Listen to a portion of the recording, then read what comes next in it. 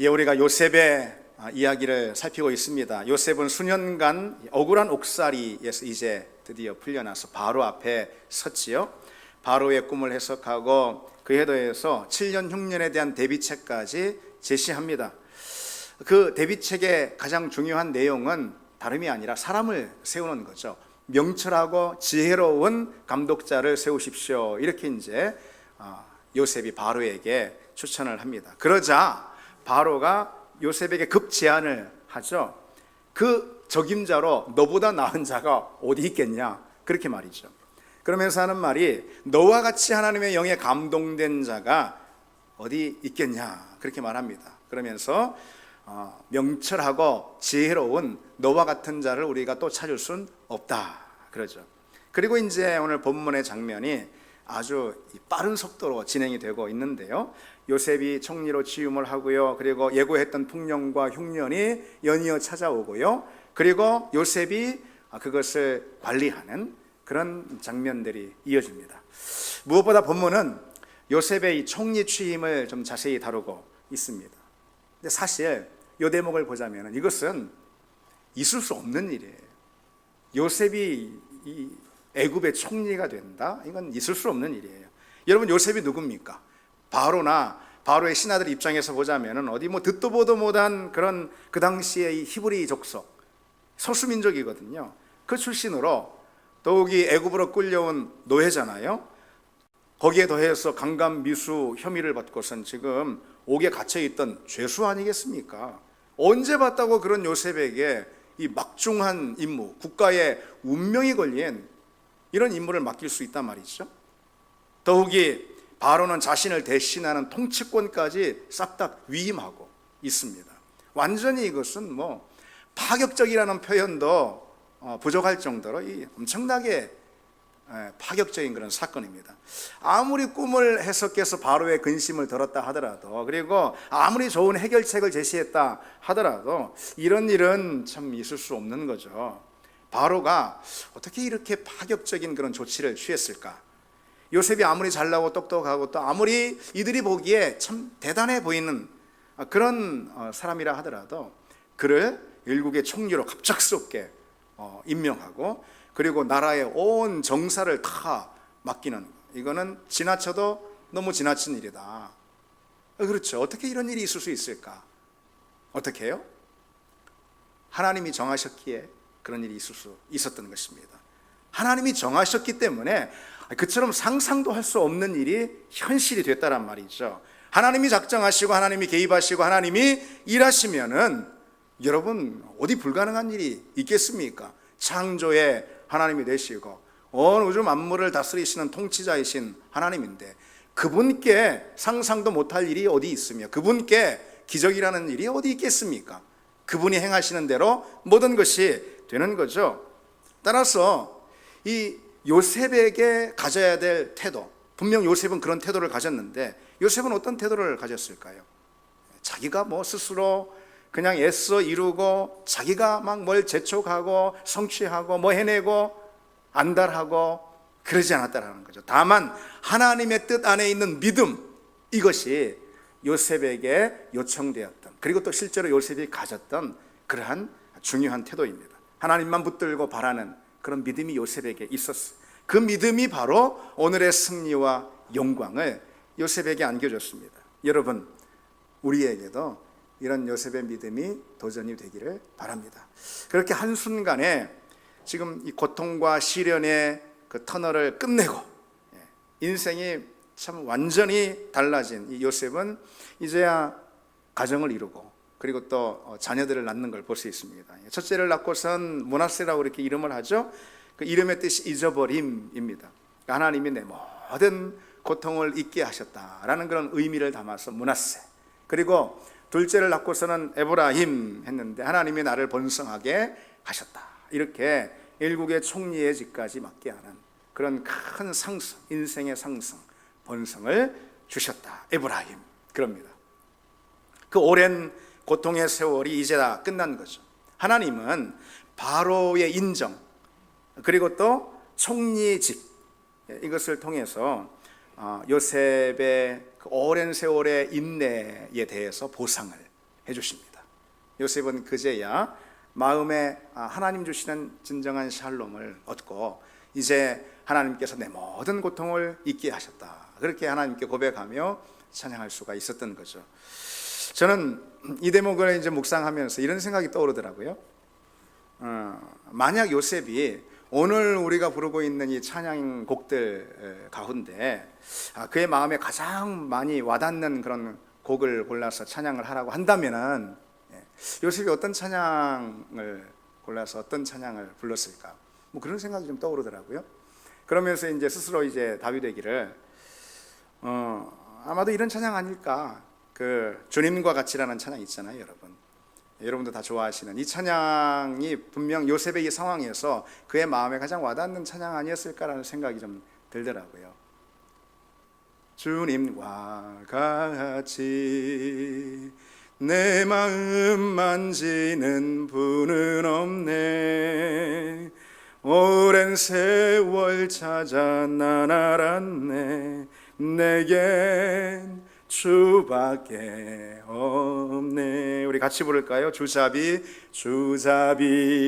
강같이 주 손길 치료하네.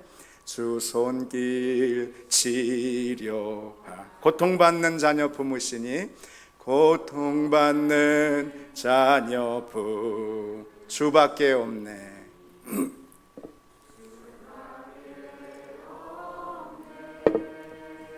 한 번 더요. 주밖에 주와 같이 내 마음 만지는 분은 없네. 오랜 세월 찾아 난 알았네. 내게 주밖에 없네. 이만하면 잘 불렀습니다, 여러분. 어쨌든 요셉의 마음을 울리는 찬양이 우리가 부르는 찬양으로 하자면 이런 찬양 아니었을까라는 생각이 좀 듭니다. 주님만은 내 마음을 아신다. 이게 이제 요셉의 페부에 심겨졌을 거예요. 다 나를 모르고 다 나를 외면하고 다 나를 배신해도 주님만은 나를 아시고 주님만은 내 마음, 내 사정, 내 형편을 돌보신다, 이거죠.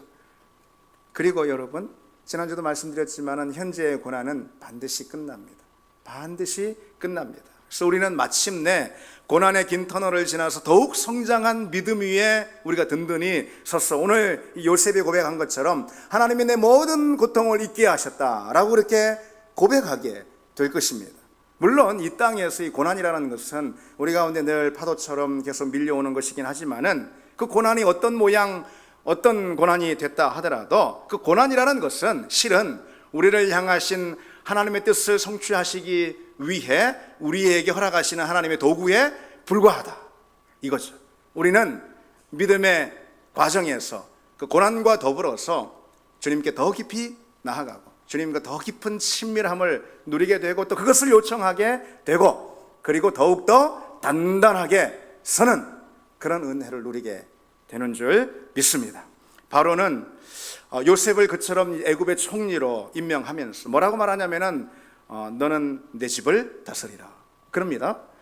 그리고 이런 말까지 또 덧붙이고 있어요. 네 허락 없이는 온 애굽에서 수족을 놀릴 자가 없으리라. 이것은 뭐 완벽하게 통치권을 딱 이양시켜주는 그런 말이죠. 그러니까 오늘로 보자면은 뭐 이 당시도 마찬가지지만은 행정이나 재정 그리고 사법과 치안 그리고 뭐 농산업과 심지어는 군대에 이르기까지 애굽의 모든 국정의 활동들이 요셉의 통제 아래 들어가게 됐습니다. 그리고 본문은 요셉의 이 취임식을 또 이어서 쭉 기록을 하는데요. 바로가 자기 손가락에서 직접 자기 손으로 인장 반지를 빼가지고선 요셉의 손가락에 끼워줍니다. 그리고 세마포 옷을 입히고요, 금사슬을 목에 걸어주고요, 그 다음에 버금수레를 하사합니다. 여기 인장반지라는 것은 법령이나 율례를 이 황제가 전국에 포고할 때 찍는 그런 도장이 새겨진 왕의 반지를 말합니다. 이건 뭘 말하는 거예요? 이것은 통치권을 넘겨줬다, 이런 걸 말하는 거죠. 그리고 세마포 옷이라는 것은 이 당시 이집트의 조정 신하들이 착용하는 그런 관복이었습니다. 금사슬이라는 것은 바로가 수여하는 상을 의미하는 건데요. 뭐 갑자기 왜 상을 줄까? 요셉은 상을 받고 출발합니다. 상을 받을 만도 하죠. 왜냐하면은 바로의 꿈을 해석했고, 그리고 가장 적실한 대비책을 바로에게 제시했잖아요. 그에 대한 포상으로 금사슬을 걸어주고, 그리고 이인자가 타는 병거를 하사합니다. 너는 내 집을 다스리라, 이렇게 또 말해주죠. 근데 여러분, 이 요셉에게 한 이 바로의 말이 좀 시선을 좀 끕니다. 너는 내 집을 맡으라. 요셉이 또 집을 맡게 된 거예요. 여러분 기억하시죠? 예전에 요셉은 계속 집을 맡아왔습니다. 누구의 집이죠? 보디발의 집을 전엔 맡았잖아요. 그 다음에는 감옥이라는 집을 또 맡았잖아요. 이번에는 한 나라라는 거대한 집을 맡게 된 거죠. 요셉은 이런 걸 보면 평생 집을 맡아서 다스리고 관리하는 그런 사람으로 살았습니다. 그런데 이 집이라는 건 뭐냐면, 그게 보디발의 집이든 아니면 감옥의 일이든 아니면 애굽의 국정의 일이든, 이 집의 일은 뭐냐면 결국은 하나님이 맡겨주신 하나님의 집의 일이다.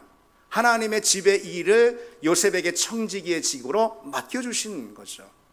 그래서 요셉은 평생 하나님의 집의 청지기로 살았던 사람입니다. 요즘 사람들은 다들 그 신데렐라 신드롬이라는 것을 다 가지고 있습니다.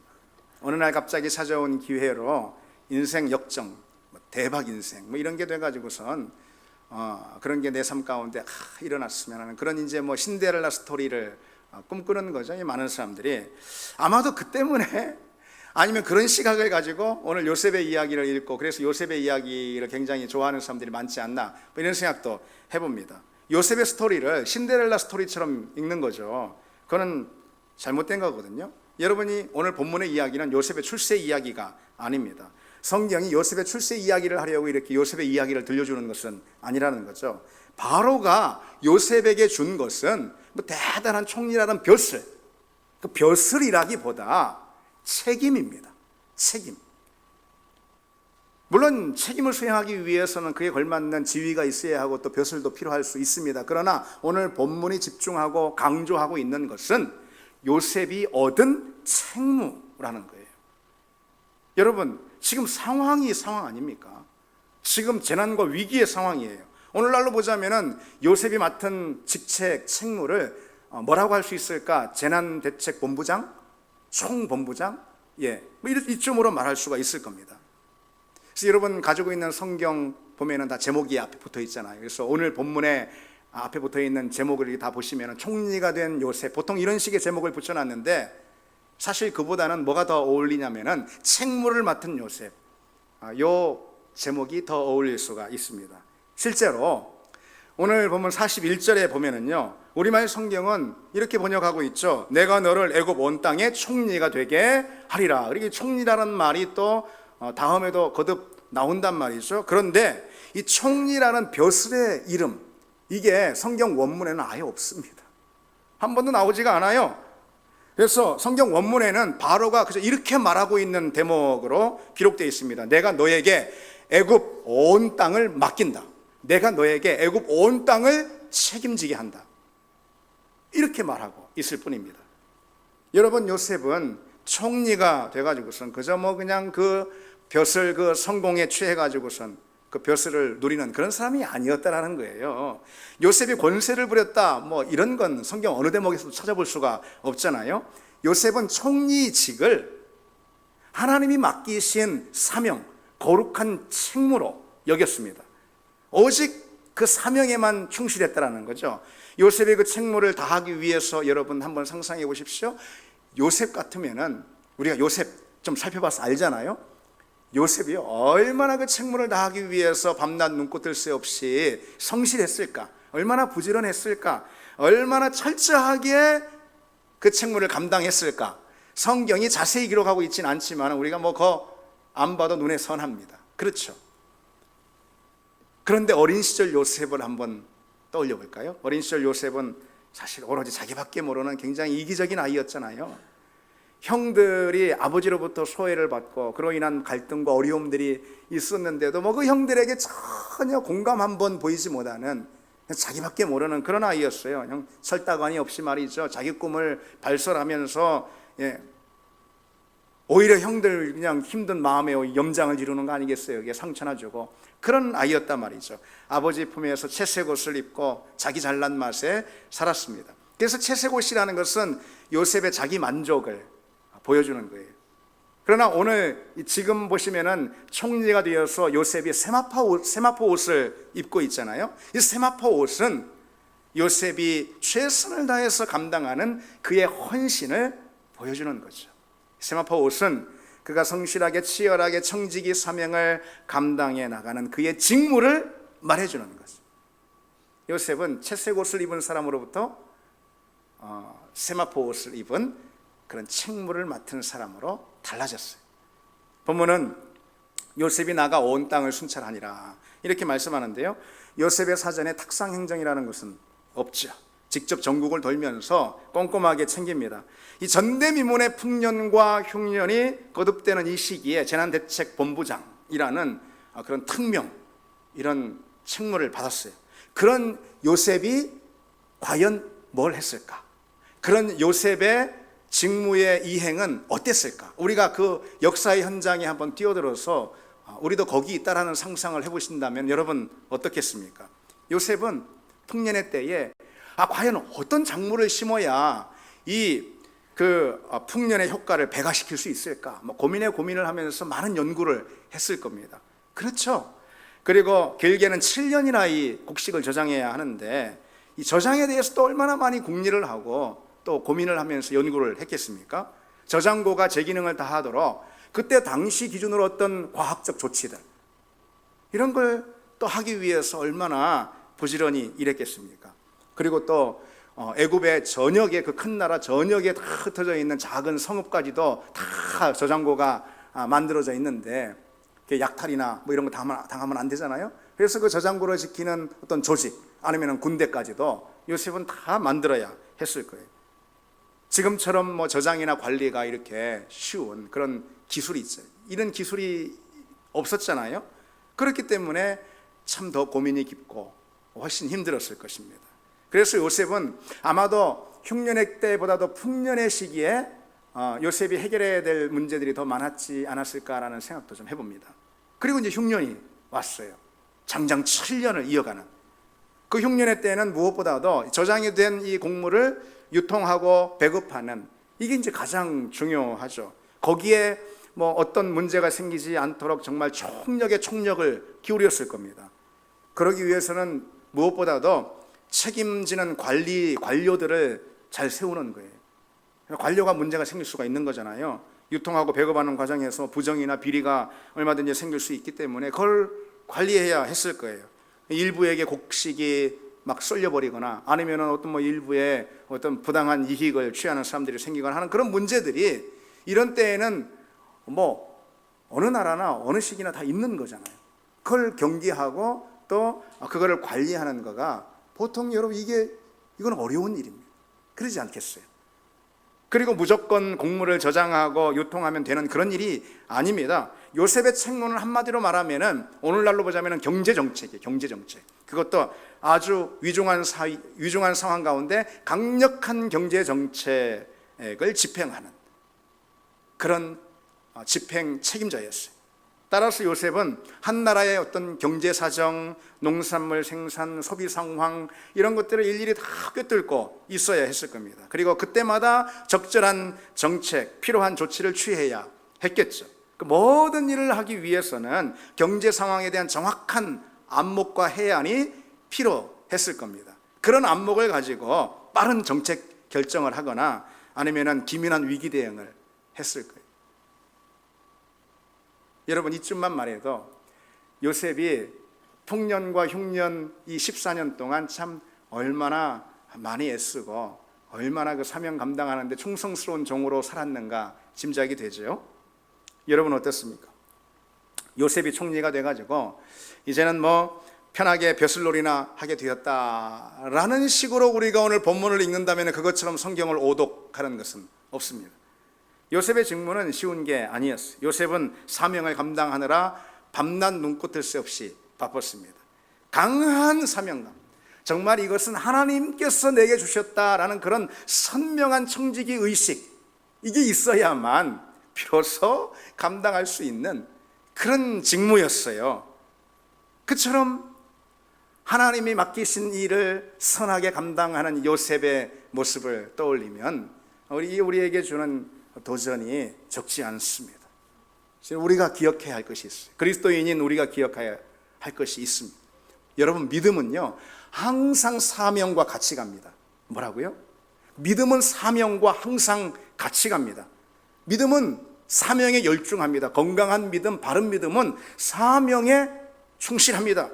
바른 신앙은 성실하고 늘 열정적입니다. 그래서 복음을 위해서 불처럼 타오릅니다. 바른 신앙은 하나님 나라를 위해서 전진하고 늘 돌격하는 그런 신앙입니다.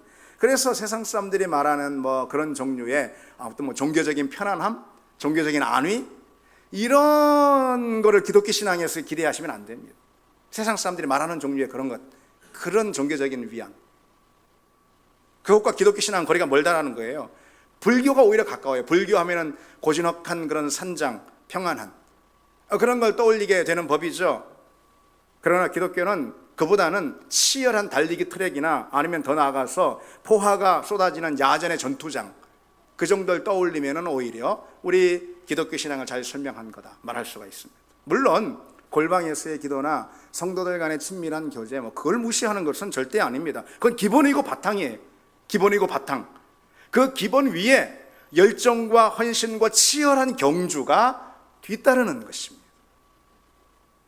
건강하고 바른 신앙은 그와 같다라는 이 사실을 여러분 잊지 마시기 바랍니다. 그런데 그처럼 사명에 충실한 신앙, 사명에 헌신하려면 그건 내 힘으로는 안 돼요.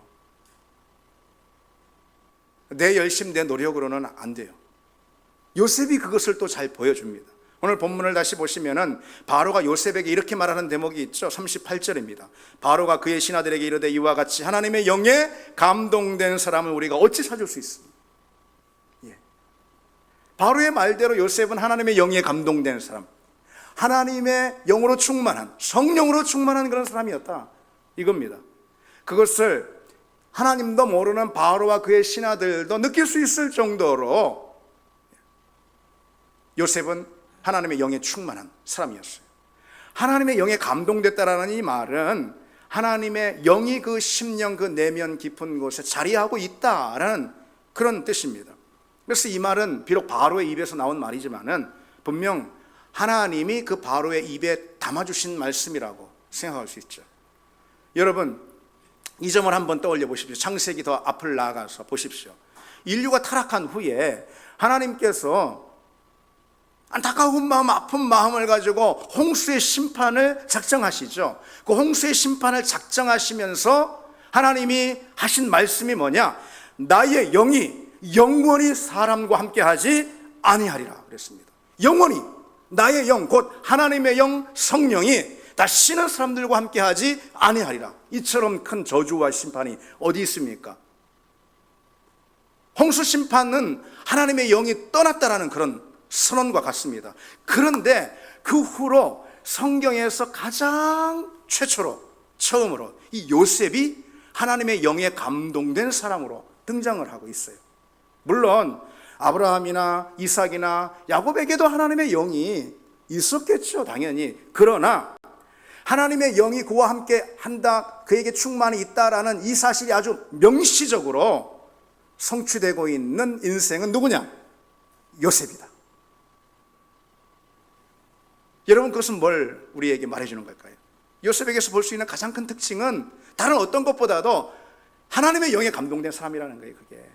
그가 성령으로 충만한 사람이라는 것이죠. 요셉이 성령의 사람, 성령의 감동으로 사는 사람이었기 때문에 오늘 본문에 기록되어 있듯이 명철과 지혜도 뛰어날 수밖에 없었던 것입니다. 명철은 잘 분별하고 이해하는 그런 능력을 말하고요, 지혜라는 것은 현명하고 능숙히 행하는 그런 재능을 말합니다. 그런데 이 두 은사는 곧 성령의 은사 아니겠어요? 신약 성경에 보면은 명철과 지혜는 성령으로부터 난 은사, 선물입니다. 요셉은 그래서 우리에게 뭘 가르쳐 주느냐? 요셉은 하나님의 사람은 과연 누구인가? 하나님의 사람은 과연 무엇으로 행하는 사람인가라는 것을 우리에게 아주 선명하게 가르쳐 줍니다. 하나님의 사람은 누구이냐? 누굽니까? 성령의 사람입니다. 하나님의 사람은 성령의 사람이에요. 하나님의 사람은 성령으로 행하고 성령으로 일하는 사람입니다. 여러분, 우리는 성령의 사람이 되어야 합니다.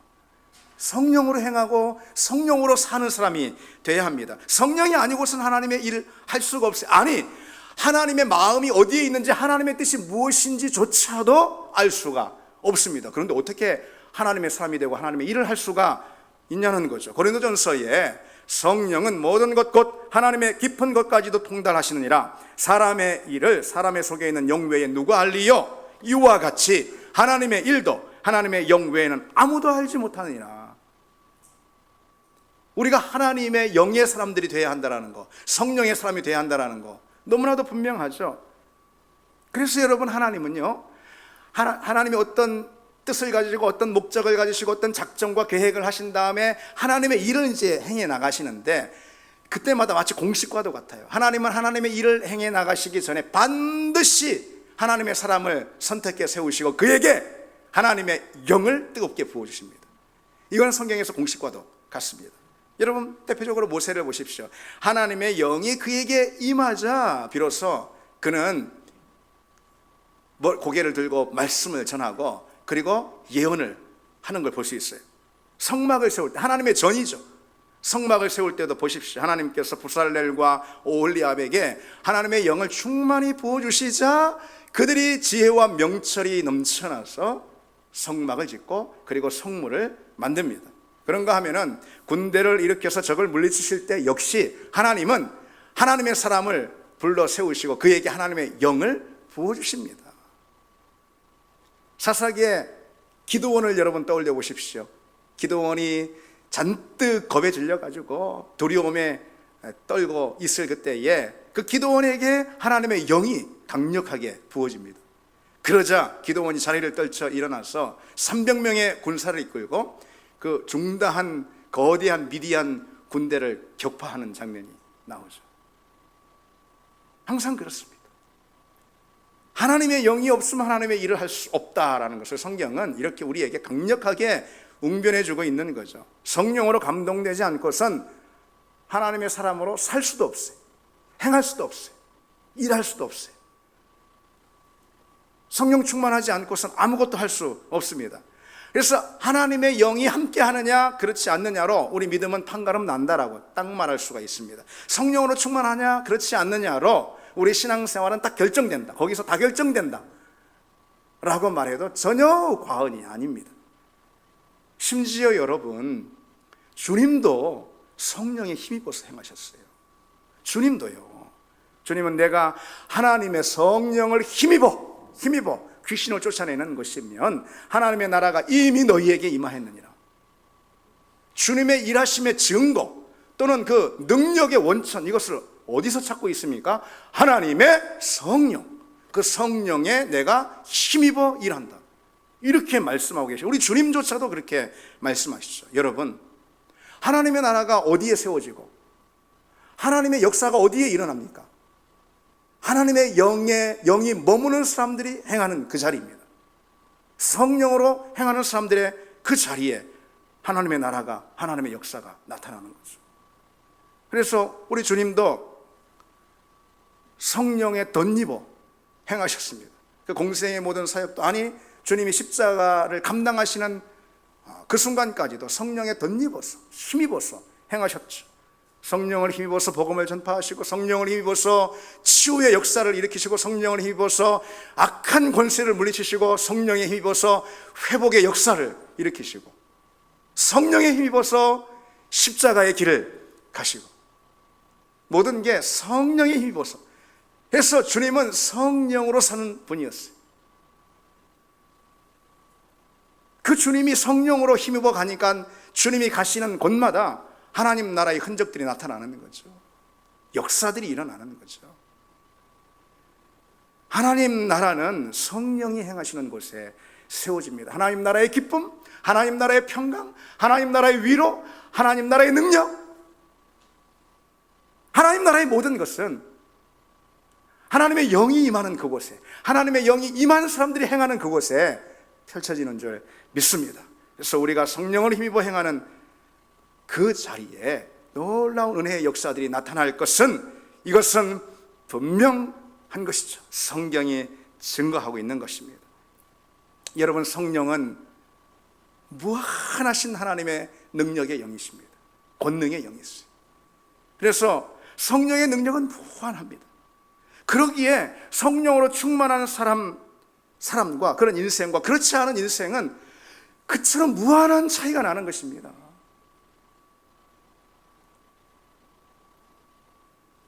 그렇기 때문에 성령으로 충만한 사람의 단 하루가 그렇지 않은 사람의 수십 년보다 더 의미 있고 가치 있고 더 놀라운 하나님의 역사들을 펼쳐가는 그런 것이죠.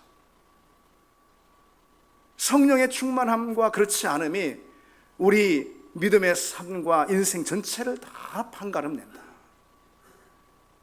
여러분, 이 정도로 도전을 드렸으면 됐습니다. 네. 여러분들 마음에 분명히 새기시길 바랍니다. 그래서 우리는 항상 점검해야 합니다.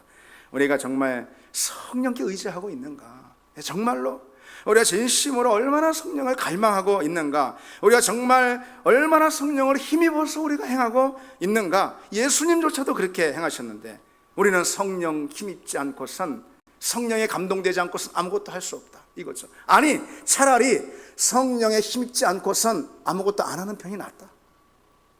그렇습니다. 우리가 성령으로 충만하지 않고서는 결코 하나님의 뜻이 무엇인지, 하나님의 마음에 합한 것이 무엇인지 알 길이 없어요. 성령의 감동이 없으니까, 성령이 내 안에 충만하지 않으니까. 그러니까 그게 아무리 거룩한 일, 교회의 일, 하나님의 일, 신앙의 일이라 하더라도 성령 충만하지 않은 사람이 하는 것은 자기 뜻대로 해서 자기 마음을 성취해버리는 거예요. 자기가 주인이 돼버리는 것입니다. 자기 뜻을 세우고 맙니다. 하나님의 뜻은 그와 함께 무너지는 것이죠. 아무리 그가 거룩한 일, 아무리 중대한 하나님의 일을 한다 하더라도 성령 없이 행하는 것은 그것처럼 사실 큰 불행을 가져오는 것도 없는 거죠. 그런데 여러분, 오늘날 교회를 보십시오. 아니, 우리 교회를 보십시오. 참으로 우려스러운 것은 성령이 아니고서도 오늘날 교회는 다 할 수가 있어요.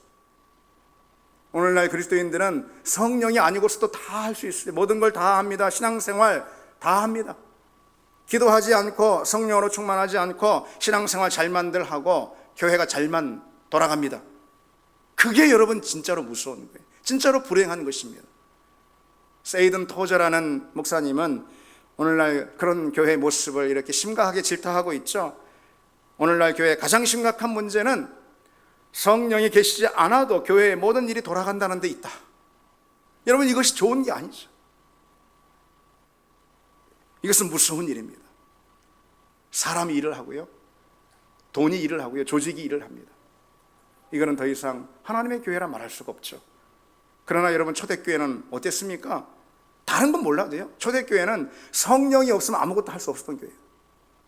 초대교회는 성령이 없는 순간, 그 순간 멈춰 세워지는 그런 교회였습니다. 성령이 감동하지 않으면, 성령이 이끄시지 않으면 초대교회는 어떤 것도 할 수 없었던 그런 교회입니다. 오순절날 보십시오, 여러분. 오순절날 성령이 임하시기 전까지 이 120명의 성도들은 마가의 다락방 그 좁은 곳에 그냥 꼼짝 않고 앉아 있었습니다. 열흘간 아무것도 하지 않고. 왜? 성령이 임하시지 않았으니까.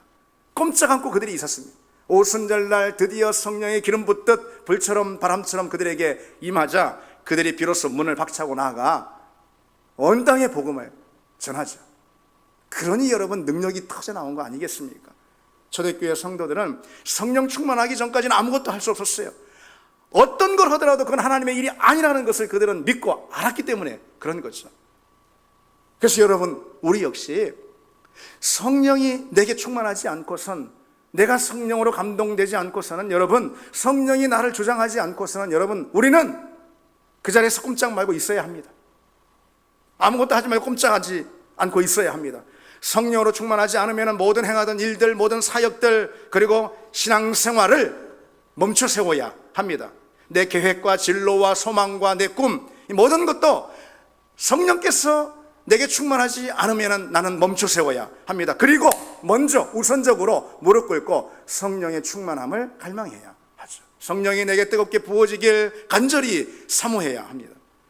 그때 비로소 우리는 움직일 수 있어요. 그때 비로소 우리는 살 수 있고요, 그때 비로소 우리는 행할 수 있고 일할 수가 있습니다. 그러한 삶만이 하나님의 역사를 만나고 하나님의 능력을 경험하고 그런 사람만이 하나님의 나라를 세워갑니다. 그런 여러분 되시기를 바랍니다. 여러분은 하나님의 영으로 감동된 사람들 맞습니까? 성령으로 충만한 것 맞습니까? 아니, 성령 충만에 대한 갈망이 우리에게 있습니까? 과연 그 갈망이 여러분들 중심을 오늘부터 사로잡기를 원합니다. 오순절에 성령의 불이 임했다고 그랬어요. 그러자 초대교회는 불같이 일어났습니다. 불타오르는 그런 교회, 불타오르는 그런 신앙이었어요. 그래서 거칠 것이 없었죠. 거칠 것이 없었어요. 여러분 어떻습니까? 성령의 불이 여러분들에게 있습니까? 성령의 불이 우리 교회 가운데 있습니까? 성령의 불이 없는 신앙은 결국 꺾이고 무너집니다. 성령의 불이 없는 신앙은, 교회는 결국 꺾이고 넘어집니다.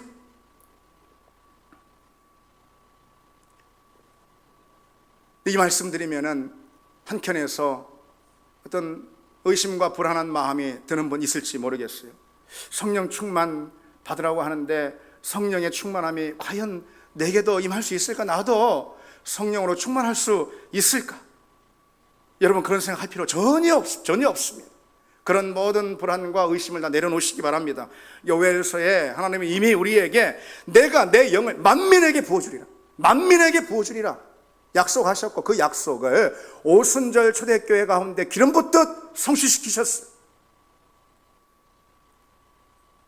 우리 중 누구라도 성령을 갈망하면, 그 어떤 것보다도 성령의 충만함을 갈망하면은 그 사람에게 그 사람이 기대한 것 이상으로 놀랍게 기름 붓듯 성령께서 임하시고 부어주시고 그 삶을 성령께서 주장하시고 이끌어 주실 줄 믿습니다. 그래서 여러분, 우리가 이 기도를 한 주간 내내 우리 마음에 품읍시다. 주님, 나는 더 이상 세상 것들로만은 살 수가 없습니다. 나는 하나님의 자녀입니다.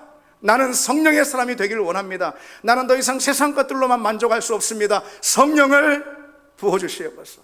성령의 사람이 되게 해 주옵소서. 우리 같이 이 찬양 드리겠습니다.